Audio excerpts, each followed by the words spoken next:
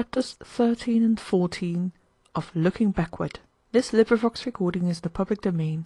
Recording by Anna Simon. Looking Backward, 2000 to 1887, by Edward Bellamy. Chapter 13. As Edith had promised he should do, Dr. Leete accompanied me to my bedroom when I retired, to instruct me as to the adjustment of the musical telephone.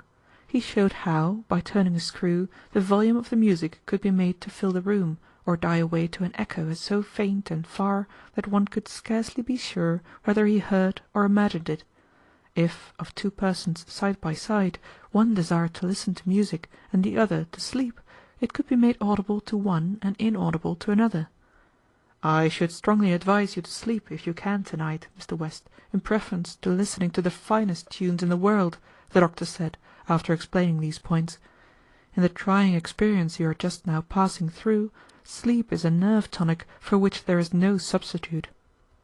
Mindful of what had happened to me that very morning, I promised to heed his counsel. "Very well," he said. "Then I will set the telephone at 8 o'clock." "What do you mean?" I asked.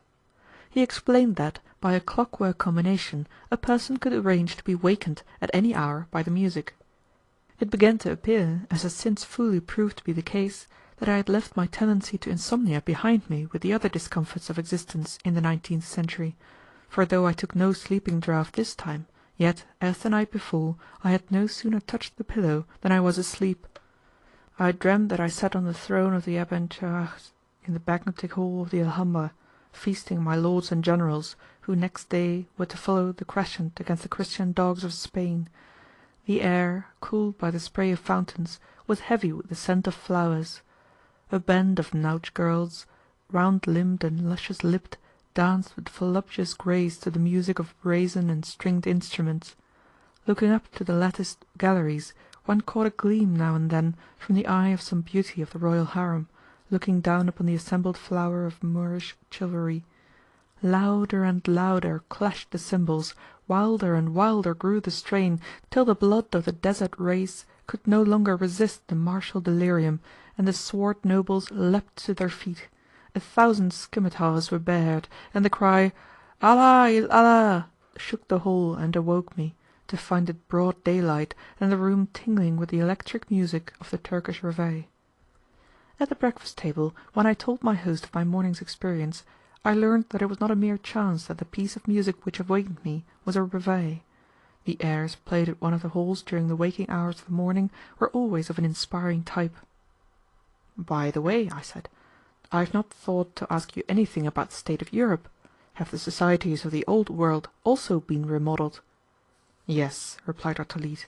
"The great nations of Europe, as well as Australia, Mexico, and parts of South America, are now organized industrially like the United States, which was the pioneer of the evolution.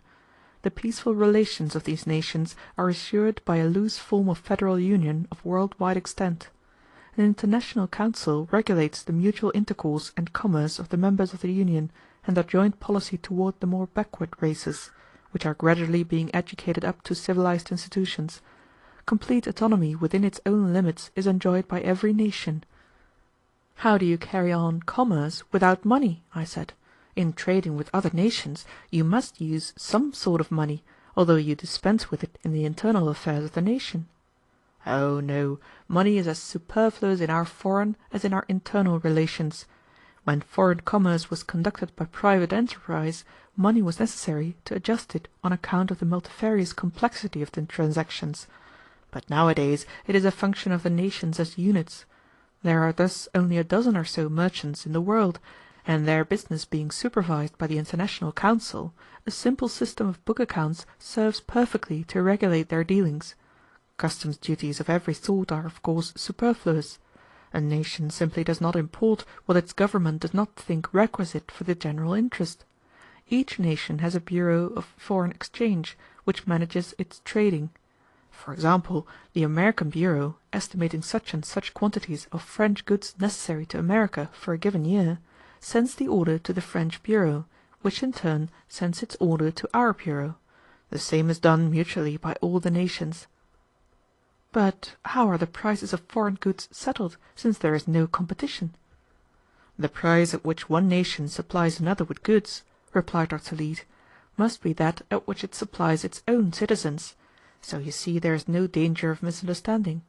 Of course, no nation is theoretically bound to supply another with a product of its own labor, but it is for the interest of all to exchange some commodities. If a nation is regularly supplying another with certain goods, notice is required from either side of any important change in the relation. But what if a nation, having a monopoly of some natural product, should refuse to supply it to the others, or to one of them? Such a case has never occurred, and could not, without doing the refusing party vastly more harm than the others, replied Dr. Leete. In the first place, no favoritism could be legally shown. The law requires that each nation shall deal with the others in all respects on exactly the same footing. Such a course as you suggest would cut off the nation adopting it from the remaining of the earth for all purposes whatever. The contingency is one that need not give us much anxiety. But, said I, supposing a nation, having a natural monopoly in some product of which it exports more than it consumes, should put the price away up, and thus, without cutting off the supply, make a profit out of its neighbours' necessities. Its own citizens would of course have to pay the higher price on that commodity, but as a body would make more out of foreigners than they would be out of pocket themselves. When you come to know how prices of all commodities are determined nowadays, you will perceive how impossible it is that they could be altered, except with reference to the amount or arduousness of the work required respectively to produce them, was Dr. Leete's reply. This principle is an international as well as a national guarantee, but even without it the sense of community of interest, international as well as national, and the conviction of the folly of selfishness are too deep nowadays to render possible such a piece of sharp practice as you apprehend. You must understand that we all look forward to an eventual unification of the world as one nation. That, no doubt, will be the ultimate form of society, and will realize certain economic advantages over the present federal system of autonomous nations. Meanwhile, however, the present system works so nearly perfectly that we are quite content to leave to posterity the completion of the scheme. There are, indeed, some who hold that it never will be completed, on the ground that the federal plan is not merely a provisional solution of the problem of human society, but the best ultimate solution. How do you manage, I asked, when the books of any two nations do not balance? Supposing we import more from France than we export to her? At the end of each year, replied the doctor, the books of every nation are examined. If France is found in our debt, probably we are in the debt of some nation which owes France, and so on with all the nations. The balances that remain after the accounts have been cleared by the International Council should not be large under our system. Whatever they may be, the Council requires them to be settled every few years, and may require their settlement at any time if they are getting too large, for it is not intended that any nation shall run largely in debt to another, lest feelings unfavourable to amity should be engendered. To guard further against this, the International Council inspects the commodities interchanged by the nations, to see that they are of perfect quality. But what are the balances finally settled with, seeing that you have no money? In national staples. A basis of agreement as to what staples shall be accepted and in what proportions, for settlement of accounts, being a preliminary to trade relations. Emigration is another point I want to ask you about, said I. With every nation organized as a close industrial partnership, monopolizing all means of production in the country, the emigrant, even if he were permitted to land, would starve. I suppose there is no emigration nowadays. On the contrary, there is constant emigration, by which I suppose you mean removal to foreign countries for permanent residence, replied Dr. Leete. It is arranged on a simple international arrangement of indemnities. For example, if a man at 21 emigrates from England to America, England loses all the expense of his maintenance and education, and America gets a workman for nothing. America accordingly makes England an allowance. The same principle, varied to suit the case, applies generally. If the man is near the term of his labour when he emigrates, the country receiving him has the allowance. As to imbecile persons, it is deemed best that each nation should be responsible for its own, and the emigration of such must be under full guarantees of support by his own nation. Subject to these regulations, the right of any man to emigrate at any time is unrestricted. But how about mere pleasure trips, tours of observation? How can a stranger travel in a country whose people do not receive money, and are themselves supplied with the means of life on a basis not extended to him? His own credit card cannot, of course, be good in other lands. How does he pay his way?" "An American credit card," replied Dr. Leete, "is just as good in Europe as American gold used to be, and on precisely the same condition, namely, that it be exchanged into the currency of the country you are travelling in. An American in Berlin takes his credit card to the local office of the International Council, and receives in exchange for the whole or part of it a German credit card, the amount being charged against the United States in favor of Germany on the international account." "Perhaps Mr. West would like to dine at the Elephant to-day," said Edith as we left the table. "That is the name we give to the general dining house in our ward," explained her father. "Not only is our cooking done at the public kitchens, as I told you last night, but the service and quality of the meals are much more satisfactory if taken at the dining house. The two minor meals of the day are usually taken at home, as not worth the trouble of going out, but it is general to go out to dine. We have not done so since you have been with us, from a notion that it would be better to wait till you had become a little more familiar with our ways. What do you think? Shall we take dinner at the dining house to-day?" I said that I should be very much pleased to do so. Not long after, Edith came to me, smiling, and said, "Last night, as I was thinking what I could do to make you feel at home until you came to be a little more used to us and our ways, an idea occurred to me. What would you say if I were to introduce you to some very nice people of your own times, whom I am sure you used to be well acquainted with?" I replied rather vaguely that it would certainly be very agreeable, but I did not see how she was going to manage it. "Come with me," was her smiling reply, "and see if I am not as good as my word." My susceptibility to surprise had been pretty well exhausted by the numerous shocks it had received, but it was with some wonderment that I followed her into a room which I had not before entered. It was a small, cosy apartment, walled with cases filled with books. "Here are your friends," said Edith, indicating one of the cases, and as my eye glanced over the names on the backs of the volumes, Shakespeare, Milton, Wordsworth, Shelley, Tennyson, Defoe, Dickens, Thackeray, Hugo, Hawthorne, Irving, and a score of other great writers of my time and all time, I understood her meaning. She had indeed made good her promise in a sense compared with which its literal fulfilment would have been a disappointment. She had introduced me to a circle of friends whom the century that had elapsed since last I communed with them had aged as little as it had myself. Their spirit was as high, their wit as keen, their laughter and their tears as contagious, as when their speech had whiled away the hours of a former century. Lonely I was not, and could not be more, with this goodly companionship, however wide the gulf of years that gaped between me and my old life. "You are glad I brought you here," exclaimed Edith, radiant, as she read in my face the success of her experiment. "It was a good idea, was it not, Mr. West? How stupid in me not to think of it before! I will leave you now with your old friends, for I know there will be no company for you like them just now. But remember, you must not let old friends make you quite forget new ones." And with that smiling caution she left me. Attracted by the most familiar of the names before me, I laid my hand on a volume of Dickens and sat down to read. He had been my prime favourite among the book writers of the century, I mean the 19th century, and a week had rarely passed in my old life during which I had not taken up some volume of his works to while away an idle hour.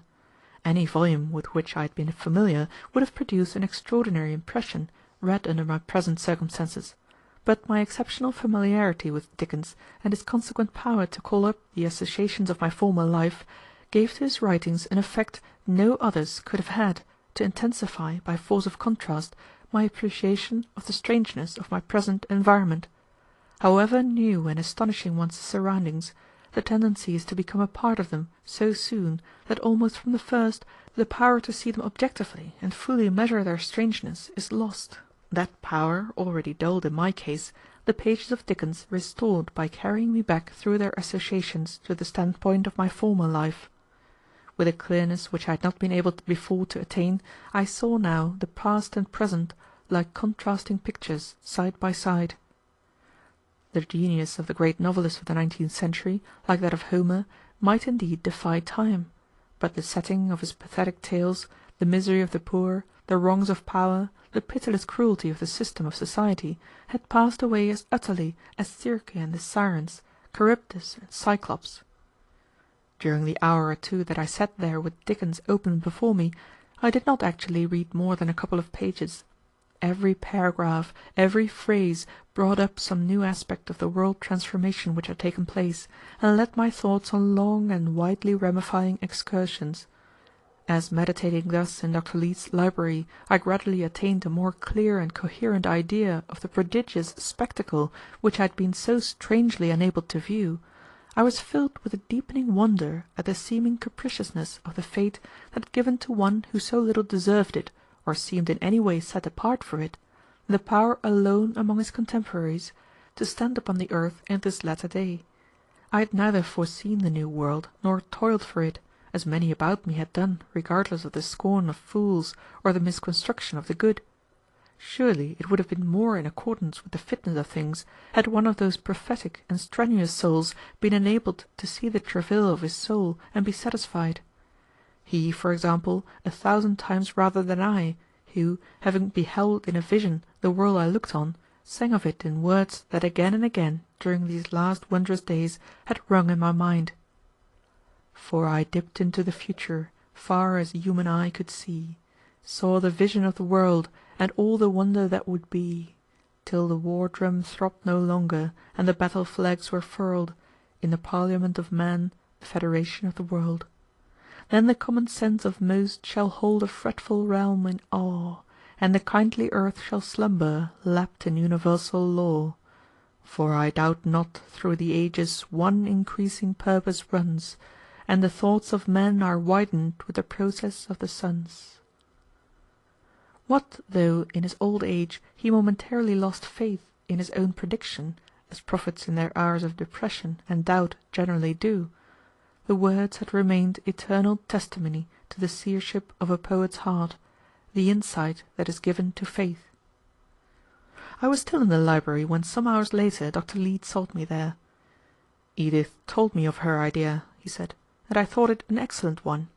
I had a little curiosity what writer you would first turn to. Ah, Dickens! You admired him, then?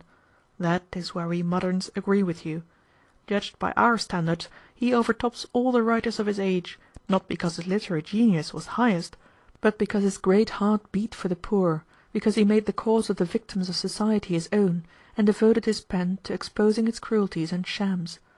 No man of his time did so much as he to turn men's minds to the wrong and wretchedness of the old order of things, and open their eyes to the necessity of the great change that was coming, although he himself did not clearly foresee it." Chapter 14. A heavy rainstorm came up during the day, and I had concluded that the condition of the streets would be such that my hosts would have to give up the idea of going out to dinner, although the dining-hall I had understood to be quite near. I was much surprised when at the dinner hour the ladies appeared prepared to go out, but without either rubbers or umbrellas. The mystery was explained when we found ourselves on the street, for a continuous waterproof covering had been let down so as to enclose the sidewalk and turn it into a well-lighted and perfectly dry corridor, which was filled with a stream of ladies and gentlemen dressed for dinner. At the corners the entire open space was similarly roofed in. Edith Leete, with whom I walked, seemed much interested in learning what appeared to be entirely new to her, that in the stormy weather the streets of the Boston of my day had been impassable, except to persons protected by umbrellas, boots, and heavy clothing. "Were sidewalk coverings not used at all?" she asked. "They were used," I explained, "but in a scattered and utterly unsystematic way, being private enterprises." She said to me that at the present time all the streets were provided against inclement weather in the manner I saw, the apparatus being rolled out of the way when it was unnecessary. She intimated that it would be considered an extraordinary imbecility to permit the weather to have any effect on the social movements of the people. Dr. Leete, who was walking ahead, overhearing something of our talk, turned to say that the difference between the age of individualism and that of concert was well characterized by the fact that in the 19th century, when it rained, the people of Boston put up 300,000 umbrellas over as many heads, and in the 20th century they put up one umbrella over all the heads. As we walked on, Edith said, The private umbrella is father's favorite figure to illustrate the old way when everybody lived for himself and his family. There is a 19th century painting at the art gallery representing a crowd of people in the rain, each one holding his umbrella over himself and his wife, and giving his neighbors the drippings, which he claims must have been meant by the artist as a satire on his times. We now entered a large building into which a stream of people was pouring.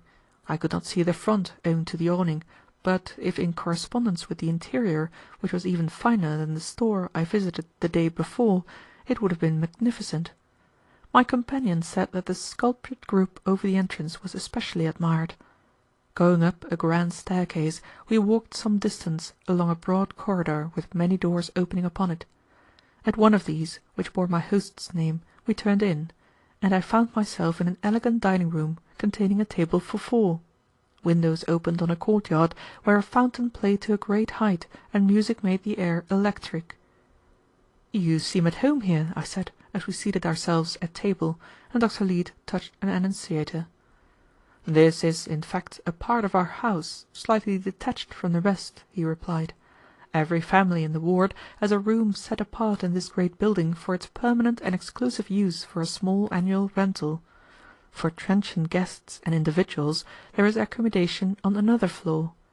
If we expect to dine here, we put in our orders the night before, selecting anything in market according to the daily reports in the papers.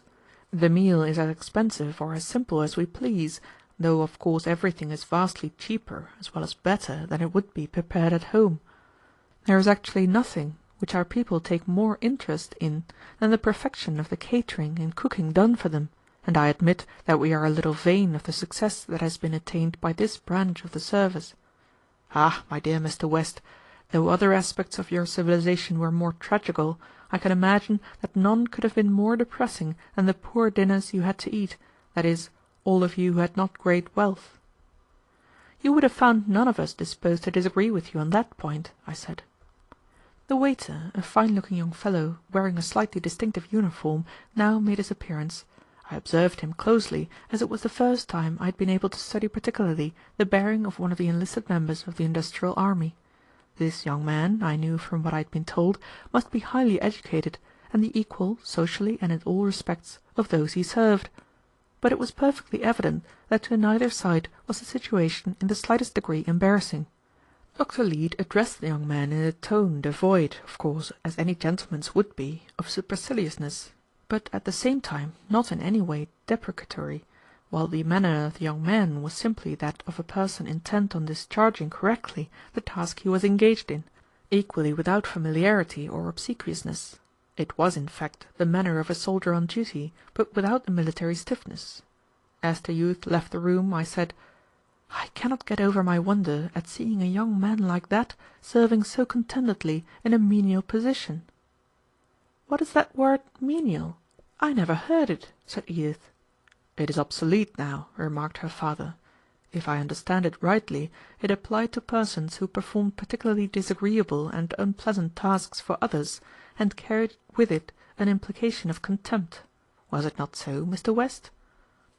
"That is about it," I said. "Personal service, such as waiting on tables, was considered menial, and held in such contempt in my day that persons of culture and refinement would suffer hardship before condescending to it." "What a strangely artificial idea!" exclaimed Mrs. Leete wonderingly. "And yet these services had to be rendered," said Edith.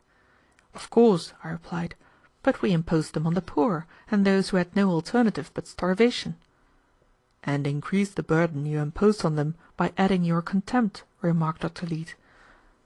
"I don't think I clearly understand," said Edith. "Do you mean that you permitted people to do things for you which you despised them for doing, or that you accepted services from them which you would have been unwilling to render them? You can't surely mean that, Mr. West." I was obliged to tell her that the fact was just as she had stated. Dr. Leete, however, came to our relief. "To understand why Edith is surprised," he said, "you must know that nowadays it is an axiom of ethics that to accept a service from another which we would be unwilling to return in kind, if need were, is like borrowing with the intention of not repaying, while to enforce such a service by taking advantage of the poverty or necessity of a person would be an outrage like forcible robbery. It is the worst thing about any system which divides men, or allows them to be divided, into classes and castes, that it weakens the sense of a common humanity. Unequal distribution of wealth, and, still more effectually, unequal opportunities of education and culture, divided society in your day into classes which in many respects regarded each other as distinct races. There is not, after all, such a difference as might appear between our ways of looking at this question of service. Ladies and gentlemen of the cultured class in your day would no more have permitted persons of their own class to render them services they would scorn to return than we would permit anybody to do so. The poor and the uncultured, however, they looked upon as of another kind from themselves. The equal wealth and equal opportunities of culture which all persons now enjoy have simply made us all members of one class, which corresponds to the most fortunate class with you. Until this equality of condition had come to pass, the idea of the solidarity of humanity, the brotherhood of all men, could never have become the real conviction and practical principle of action it is nowadays. In your day the same phrases were indeed used, but they were phrases merely. Do the waiters also volunteer? No, replied Dr. Leete. The waiters are young men in the unclassified grade of the industrial army who are assignable to all sorts of miscellaneous occupations not requiring special skill. Waiting on table is one of these, and every young recruit is given a taste of it. I myself served as a waiter for several months in this very dining-house some 40 years ago. Once more you must remember that there is recognized no sort of difference between the dignity of the different sorts of work required by the nation. The individual is never regarded, nor regards himself, as the servant of those he serves, nor is he in any way dependent upon them. It is always the nation which he is serving. No difference is recognized between a waiter's functions and those of any other worker. The fact that his is a personal service is indifferent from our point of view. So is a doctor's. I should as soon expect our waiter to-day to look down on me because I served him as a doctor, as think of looking down on him because he serves me as a waiter. After dinner my entertainers conducted me about the building, of which the extent, the magnificent architecture and richness of embellishment astonished me. It seemed that it was not merely a dining-hall, but likewise a great pleasure-house and social rendezvous of the quarter, and no appliance of entertainment or recreation seemed lacking. You find illustrated here, said Dr. Leete, when I had expressed my admiration, what I said to you in our first conversation, when you were looking out over the city, as to the splendor of our public and common life as compared with the simplicity of our private and home life, and the contrast which, in this respect, the 20th bears to the 19th century. To save ourselves useless burdens, we have as little gear about us at home as is consistent with comfort, but the social side of our life is ornate and luxurious beyond anything the world ever knew before. All the industrial and professional guilds have club-houses as extensive as this, as well as country, mountain, and seaside houses for sport and rest in vacations. Note. In the latter part of the 19th century it became a practice of needy young men at some of the colleges of the country to earn a little money for their term bills by serving as waiters on tables at hotels during the long summer vacation. It was claimed, in reply to critics who expressed the prejudices of the time in asserting that persons voluntarily following such an occupation could not be gentlemen, that they were entitled to praise for vindicating by their example the dignity of all honest and necessary labour. The use of this argument illustrates a common confusion in thought on the part of my former contemporaries. The business of waiting on tables was in no more need of defence than most of the other ways of getting a living in that day, but to talk of dignity attaching to labour of any sort under the system then prevailing was absurd. There is no way in which selling labour for the highest price it will fetch is more dignified than selling goods for what can be got. Both were commercial transactions to be judged by the commercial standard. By setting a price in money on his service, the worker accepted the money measure for it, and renounced all clear claim to be judged by any other. The sordid taint which this necessity imparted to the noblest and the highest sorts of service was bitterly resented by generous souls, but there was no evading it. There was no exemption, however transcendent the quality of one's service, from the necessity of haggling for its price in the market-place. The physician must sell his healing, and the apostle his preaching, like the rest. The prophet who had guessed the meaning of God must dicker for the price of the revelation, and the poet hawk his visions in printers' row. If I were asked to name the most distinguishing felicity of this age, as compared to that in which I first saw the light, I should say that to me it seems to consist in the dignity you have given to labor by refusing to set a price upon it and abolishing the marketplace for ever. By requiring of every man his best, you have made God his taskmaster, and by making honor the sole reward of achievement, you have imparted to all service the distinction peculiar in my day to the soldiers. Chapter 14